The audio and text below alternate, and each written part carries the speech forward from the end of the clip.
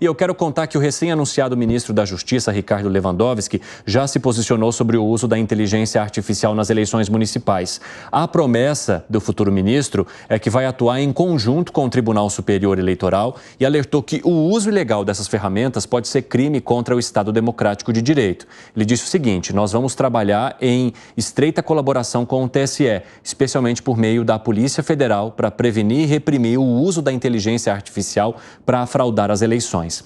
Ô, Gustavo Segré, eu até queria fazer um link com as eleições argentinas que a gente acompanhou recentemente e que teve de maneira intensa ali o uso da inteligência artificial até na campanha que foi feita por Sérgio Massa. Como é que as autoridades lidaram com isso lá e como é que você acha que essa tecnologia vai ser incrementada nas eleições municipais agora de 2024 por aqui? Evandro, a metodologia argentina foi similar à proposta do Gustavo Petro. Você diminui a criminalidade tirando crimes, sendo não mais crimes. Então, é resolvido dessa forma. Na Argentina, por exemplo, você pode fazer compra de votos, dar choripã para aquele que vota, dar uma geladeira, uma bicicleta e está tudo bem, ninguém reclama de nada. O dinheiro utilizado pelo governo para vantagens particulares do governo, que não deu resultado, mas o dinheiro foi utilizado, também não é delito, não é crime eleitoral.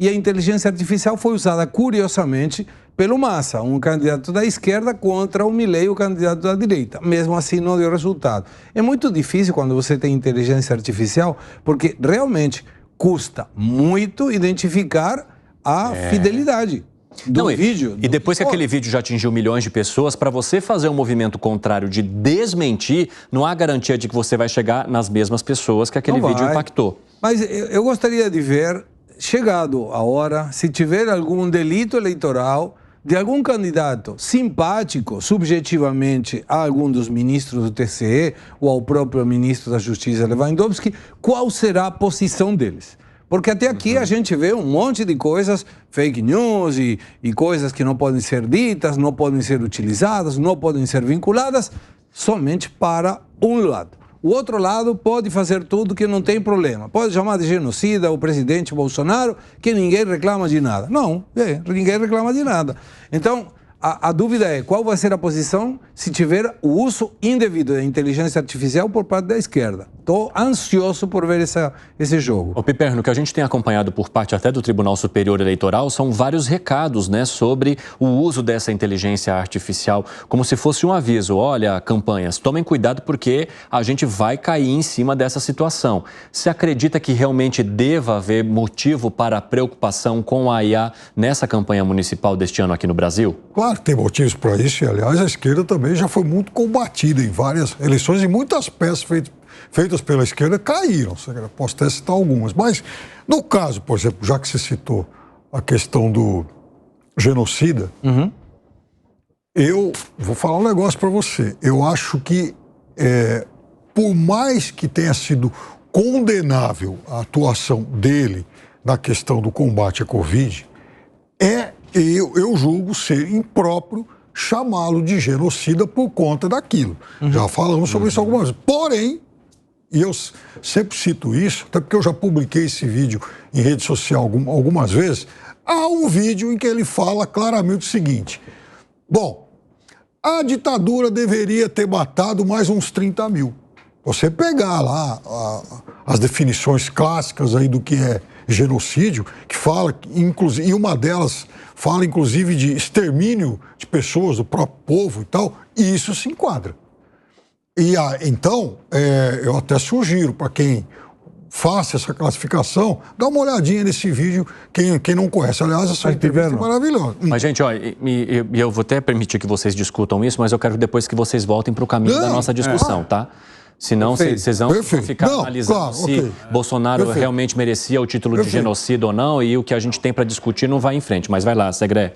Quando vários dirigentes políticos da esquerda mencionaram que deveriam exterminar os bolsonaristas, aí não aplica essa tua reflexão? Do ponto de vista eleitoral, ele falou em acabar com a petrolera, com a Petralhada, ele usa isso. É a mesma coisa. Mas é uma situação que não ajuda. Uma coisa... Então, agora, falar que devia ter matado mais 30 mil, depois deu o nome de alguns, mas enfim... Concordo. Mas a situação da inteligência artificial tem que ser combatida de todas as formas. Eu acho que sim. De todas as ideologias. Se você tiver um combate somente para um, é uma subjetividade que não aplica para... Você trouxe aqui uma peça em que o Massa usou aquela história da Margaret Thatcher. Sim. Eu até achei um uso inteligente. Ele não está contando uma mentira. O outro elogiou e ele fez uma associação lá com a guerra. Eu acho que aí vamos num limite que é muito tênue. É que ali ele reproduziu um diálogo de pessoas mortas. Isso. Assim, não, reproduziu uma situação que poderia ter acontecido, mas lá no passado. Então, o grande problema é você usar uma pessoa hoje que estaria concorrendo à eleição e pegar a voz dela por meio da inteligência artificial e colocar um discurso na boca dela sem que ela tenha falado. Esse é o grande problema. Realmente é um imenso problema. Enfim. O que foi, Dávila? O ponto é o seguinte, tudo isso que a gente está falando, já existe lei para punir.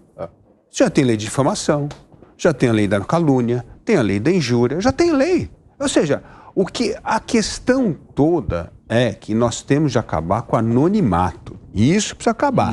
Precisa ter CPF. E quem é que colocou isso aqui no ar? Aí tem que ir atrás. E aí eu concordo também que as empresas de tecnologia precisam ter nos seus usuários todo mundo de CPF. Como existe em qualquer lugar. Você não consegue abrir uma conta no banco sem CPF. Então, assim, você precisa ter essa responsabilização. Mas tendo essa responsabilização, já está tudo previsto em lei. E essa história de tecnologia me lembra um pouco de todas as tentativas frustradas de se planejar a próxima guerra baseada na guerra passada. Dá sempre errado. Porque é óbvio que a tecnologia avança, tudo avança. Se você pegar a eleição na Argentina com a eleição de 24 agora, já adiantou em áreas que não vai nem sonhou na época do Milei. E se pegar em 26, então, não vai fazer nenhum sentido o que aconteceu em 24. Então, o único jeito, assim, se a gente tentar antecipar o que vai ter, vai dar problema, porque a gente nunca vai conseguir entender, fazer essa leitura. A legislação vai estar sempre atrasada. Como é que a legislação precisa andar em sintonia com o que está aí da inteligência artificial? É fazer valer os mesmos princípios que já existem hoje no Código Penal, na lei criminal. Está lá, já está lá. É só exercer isso. Agora, por que isso é importante? Porque isso beira, de novo, o cheiro de censura. A coisa que mais me deixa de cabelo em pé nesse país, tudo agora é para o bem da comunidade, nós vamos censurar.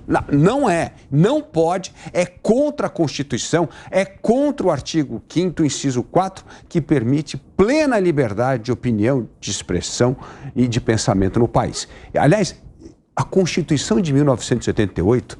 foi feita por pessoas que queriam combater, acima de tudo, a censura. Foi a Constituição, nesse sentido, mais liberal, no sentido de dar direito às pessoas a manifestar o seu pensamento, as suas opiniões, justamente porque quem escreveu a Constituição de 88 foram as pessoas perseguidas no regime militar. Então, é a Constituição nesse sentido que preza, isto é o ponto central da Constituição de 88. E o que a gente está vendo agora é todo mundo abocanhando um pouco dessa liberdade de expressão. Isso é algo muito preocupante. Fala, Gani.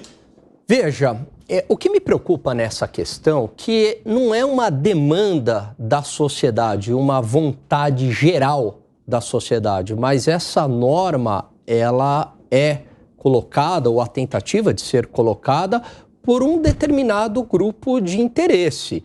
E aí a gente não sabe exatamente quais são os resultados possíveis da colocação dessa norma. Aliás, como toda norma, quando se coloca, a gente não consegue prever exatamente o resultado, mas a gente consegue fazer aqui algumas ilações. Como não é uma vontade geral, não veio de baixo para cima, ao contrário, isso é colocado de cima para baixo por alguns tecnocratas, por alguns grupos sempre ligados à esquerda, porque a direita não defende esse tipo de coisa, de regulação.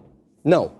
O que me preocupa, Evandro, é a zona cinzenta, é que isso acabe sendo utilizado para um instrumento de censura, porque sempre o problema está na zona cinzenta.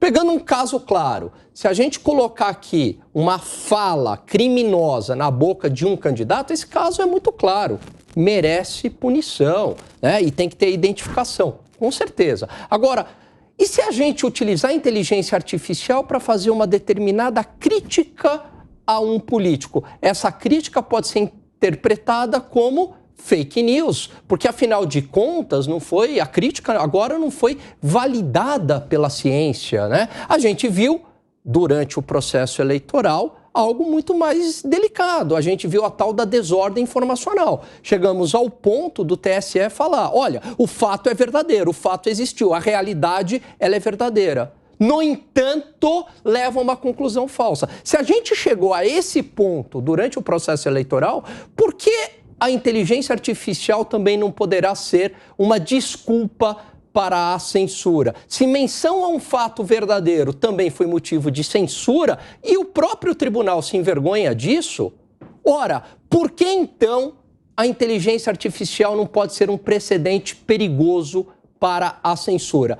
Dado este risco, eu prefiro deixar do jeito que está e uma punição grave para quem fazer o uso de uma inteligência artificial, mas que seja algo muito definido e muito concreto do que é crime. As abstrações são sempre muito perigosas. Piperno, eu vou chamar a nossa reportagem para falar sobre Fórum Econômico daqui a pouco. Eu vi que você se manifestou durante a fala do Gana e abre um espacinho para você, então, antes da gente seguir. Nossa, podia citar um monte de casos em que a direita usou da censura, aliás, usa em alguns países... Não, mas nesse caso, Piperno, neste caso, a direita não está endossando essa pauta, não. Assim como não está endossando projeto para regular mídias sociais e acabar com fake news. A direita não está embarcando nessa, não.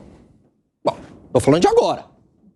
Depende do lugar do mundo ao qual você está se referindo. Aliás, ontem mesmo tentaram um golpe lá. Bom, Alan, eu acho, a gente discutiu muito isso já nesses últimos meses. Então, outro dia, por exemplo, o New York Times entrou com um processo aí contra, enfim, uma Big Tech e tal. Então, veja, há uma zona cinzenta nisso. Agora, eu acho que, e aí sim eu tenho que concordar com quem, assim, censura nunca. O que tem que haver é exatamente o que nós vamos fazer depois do fato consumado e alguma responsabilização para as Big Techs. Elas também têm que estar atentas àquilo que vai acontecer. Mas, Piperno, aí a gente concorda em relação ao fim. Censura, não. Claro que... Mas você não concorda que isso é um risco? Que assumir este risco é algo muito delicado, porque isso pode abrir um precedente para a censura. A gente não consegue prever os resultados exatos de colocar aqui uma norma contra inteligência artificial, a não ser que ela seja muito bem definida, com critérios objetivos e concretos, e não abstratos. Mas a inteligência artificial ela vai ser utilizada, ela tem que ser utilizada, é uma nova ferramenta. Agora, só vamos ver como é que isso vai ser feito. Só um ponto para concluir isso aqui, que eu acho que é importante. Assim, o negócio é o seguinte, se tiver a lei que hoje já impera sobre combate à calúnia, difamação, injúria, que está tudo na lei, e você obrigar, inclusive as Big Techs, a definir quem é o CPF de cada pessoa que publicar uma mensagem, está resolvido, porque você tem a responsabilização e você tem o crime definido em lei. Então, inclusive a área cinzenta, Alan, resolve. Se você tem alguém que cometeu injúria, difamação, calúnia, e você consegue fazer a trajetória, onde é que está o CPF dessa pessoa, identificá-la e processá-la, está resolvido. Não precisa ficar inventando moda, não.